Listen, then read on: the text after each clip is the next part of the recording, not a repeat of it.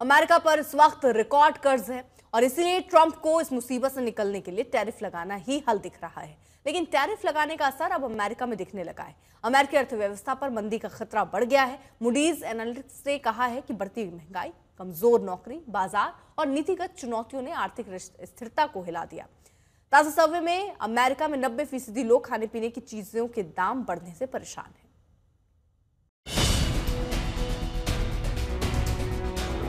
जब Donald Trump दूसरी बार राष्ट्रपति बनने के पहले 200 दिनों का जश्न मना रहे हैं, तब क्यों उन्हें वोट देने वालों को डोनाल्ड ट्रंप का सबसे बड़ा वादा याद आ रहा है? डोनाल्ड ट्रंप ने कहा था कि वो आते ही महंगाई को खत्म कर देंगे और ये बहुत जल्दी करेंगे।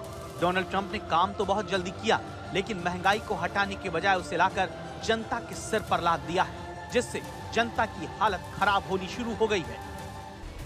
सर्वे कहता है कि 53% से ज्यादा अमेरिकियों की चिंता की सबसे बड़ी वजह खाने पीने की चीजों के बढ़ते दाम है।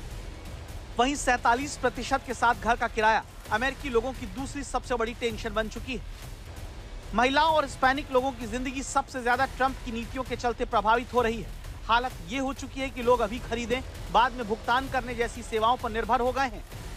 एपनॉक के सर्वे में पाया गया है कि लगभग 10 में से 3 अमेरिकी वयस्कों ने मनोरंजन या रेस्टोरेंट से खाना मंगवाने जैसी छोटी मोटी खरीदारी के लिए या किराने का सामान और चिकित्सा जैसी जरूरी चीजों के लिए अभी खरीदें, बाद में भुगतान करें सेवाओं का इस्तेमाल किया है। 45 साल से कम उम्र के लगभग 10 में से 4 अमेरिकी ऐसे हैं।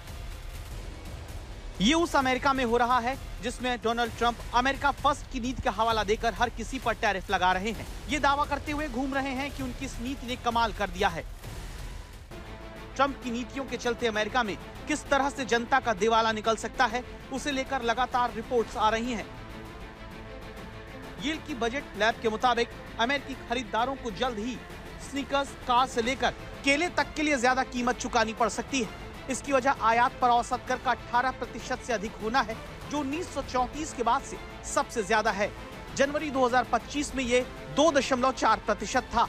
बजट लैब के अनुमानों के अनुसार अमेरिका में बहुत जल्द जूतों की कीमत में 40% की बढ़ोतरी हो सकती है, जबकि कपड़ों की लागत 38% तक बढ़ सकती है। फसल की कीमत में 7% तक का इजाफा हो सकता है। इसके अलावा एक नई कार की औसत कीमत $5,800 तक बढ़ सकती है। महंगाई की इस मार से फोर्ड जैसी अमेरिकी कार कंपनियां भी अछूती नहीं हैं, जो अमेरिका में ही गाड़ी बनाती हैं। लेकिन टैरिफ की वजह से कार कंपनियों की लागत बढ़ गई है, जिससे कार कंपनियों का मुनाफा घट गया।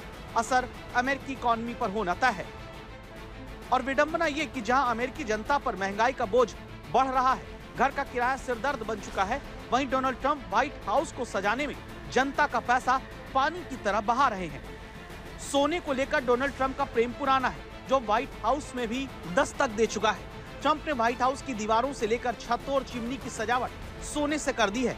सोने की सजावट सोने के पर्दों तक जा पहुंची है। ट्रंप ने अपने ओवल ऑफिस की गैलरी की दीवार बनाने के लिए सजावटी फ्रेम के साथ चित्र लगाए हैं। व्हाइट हाउस के संग्रह से ऐतिहासिक सोने के कलश और टोकरियां भी लगाए गए हैं। इस तरह अमेरिका में राष्ट्रपति का घर सोने के महल में तब्दील हो चुका है। और वहीं अमेरिकी जनता महंगाई के सिरदर्द से परेशान है। लेकिन अमेरिका के लिए चिंता की बात यह है कि ये तो बस अभी शुरुआत है। ट्रंप की वजह से भारत और रूस के बीच करीबी ही नहीं बढ़ी है, चीन का रुख भी भारत को लेकर बदला है। चीन ने भारत पर टैरिफ लगाने का विरोध किया है। Mr. President, will the Quad survive beyond the election in November? What survive? The Quad, will it survive regardless of the outcome? 10 महीने पहले की ही तो बात है जब अमेरिकी राष्ट्रपति से क्वाड के भविष्य को लेकर सवाल होता है, तो इसका जवाब जो बाइडेन ने अपने हाव भाव से दिया।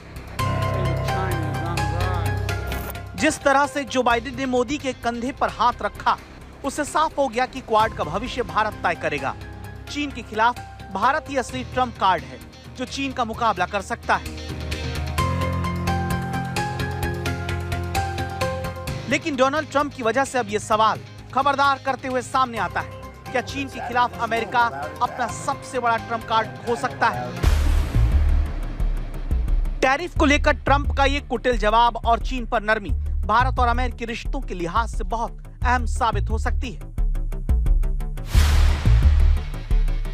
क्योंकि जानकारों को लगता है कि जो बाइडेन रूस और चीन को एक करने की गलती कर चुके हैं। लेकिन ट्रंप नहीं रुकते और फिर भारत, रूस और चीन के एक होने से अमेरिकी दादागिरी एक झटके में खत्म हो जाएगी।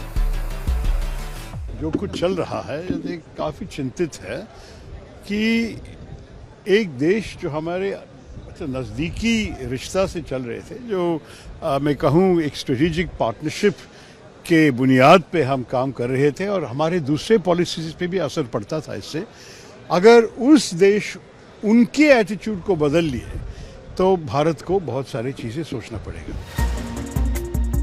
तो अगर भारत ने रूस, इंडिया, चीन के गठजोड़ के बारे में गंभीरता से सोचा तो जियोपॉलिटिक्स बदल सकती है। ऐसी स्थिति में रूस, चीन और भारत अमेरिकी दबाव का मुकाबला करने के लिए एक साथ खड़े होंगे। ये तभी होगा जब अमेरिका से बात पूरी तरह से बिगड़ जाएगी और इसके लिए पूरी तरह से ट्रंप जिम्मेदार होंगे। मुझे लगता है मेरी जो रिस्क टेकिंग कैपेसिटी है उसका अभी फुल यूटिलाइजेशन हुआ ही नहीं है, बहुत कम हुआ है। मेरी बहुत रिस्क टेकिंग कैपेसिटी शायद अनेक गुना ज्यादा होगी। इसका कारण है कि मुझे परवाह ही नहीं है, मैंने अपने विषय में कभी सोचा ही नहीं है, और जो खुद के लिए नहीं सोचता है उसके पास रिस्क टेकिंग कैपेसिटी का कोई यानी बेहिसाब होती है। मेरा केस ऐसा है। तो मोदी को जोखिम लेने की आदत है। अमेरिकी 50% टैरिफ के बीच भारतीय प्रधानमंत्री का चीन जाना अपने आप में काफी कुछ बताता है। पीएम मोदी एससीओ की बैठक में हिस्सा लेने के लिए चीन जा रहे हैं। 7 साल बाद ये प्रधानमंत्री नरेंद्र मोदी का पहला दौरा होगा। इससे पहले विदेश मंत्री चीन का दौरा कर चुके हैं। चीन की तरह भारत और रूस में भी लगातार बैठकें हो रही हैं। एनएसए अजित डोभाल के बाद विदेश मंत्री जयशंकर की मॉस्को जाने की खबर है। चीन में शी जिनपिंग के साथ प्रधानमंत्री मोदी का एक मंच साझा करना अपने आप में संदेश है कि भारत को झुकाया नहीं जा सकता, भले ही ट्रंप कितना भी दबाव डाल लें। ट्रंप दबाव बनाकर अपनी बात मनवाते हैं, लेकिन उनकी ये रणनीति भारत पर लागू नहीं हो सकती। जिस तरह से चीन ट्रंप की टैरिफ नीति के विरोध में खुलकर भारत के साथ आ गया और उसे अपने पाले में लाने की कोशिश कर रहा है। चीनी राजदूत शू फेइहोंग ने सोशल मीडिया पर पोस्ट में बिना ट्रंप का नाम लिए कहा है कि बुली को 1 इंच दो तो वो 1 मील ले लेगा। उनकी इस टिप्पणी को भारत और ब्राजील को चीन के समर्थन से जोड़कर देखा जा रहा है। इससे पहले चीन के विदेश मंत्री वांग यी ने भी अमेरिका का नाम नहीं लिया, लेकिन टैरिफ को हथियार के रूप में इस्तेमाल करके अन्य देशों को दबाने के फैसले की आलोचना की थी। इसी तरह चीन के विदेश मंत्रालय के प्रवक्ता गो जैकुन ने कहा कि अमेरिका रूसी तेल लेने पर भारत के खिलाफ टैरिफ लगाकर इसका दुरुपयोग कर रहा है। चीन के इस बयान को भारत और ब्राजील की तरफदारी माना जा रहा है। चीन का सरकारी मीडिया भी खुलकर भारत के समर्थन में लिख रहा है। भारत में चीनी दूतावास के प्रवक्ता की इस पोस्ट को देखिए, जिसमें वो भारत चीन की दोस्ती की वकालत करती हैं, ट्रंप के खिलाफ भारत का समर्थन करती हैं। अब सवाल है, क्या अमेरिका से रिश्तों में कारोबार बाकी सभी चीजों पर भारी पड़ जाएगा?